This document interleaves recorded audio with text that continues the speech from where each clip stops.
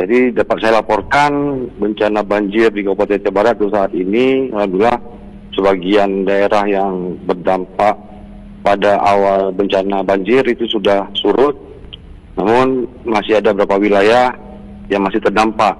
Namun tentunya seperti saya katakan tadi, daerah yang downstream atau wilayah yang paling mendekati muara itu masih genangan cukup signifikan.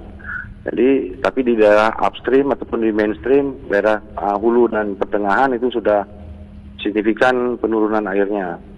Saat ini banjir paling parah masih di daerah Pantai Cermen, sebagian daerah Merubo, itu masih juga untuk di Kurung Merubonya itu daerah Pantai Cermen dan daerah Desa Merubo.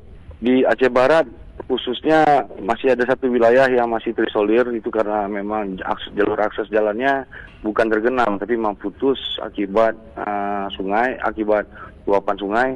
Itu di wilayah Sikundo, itu wilayah yang paling terjauh dari Kabupaten Aceh Barat. Hari ini kami semaksimal mungkin kita kerahkan tim BPBD bersama dengan TNI sudah memastikan untuk melakukan operasi di wilayah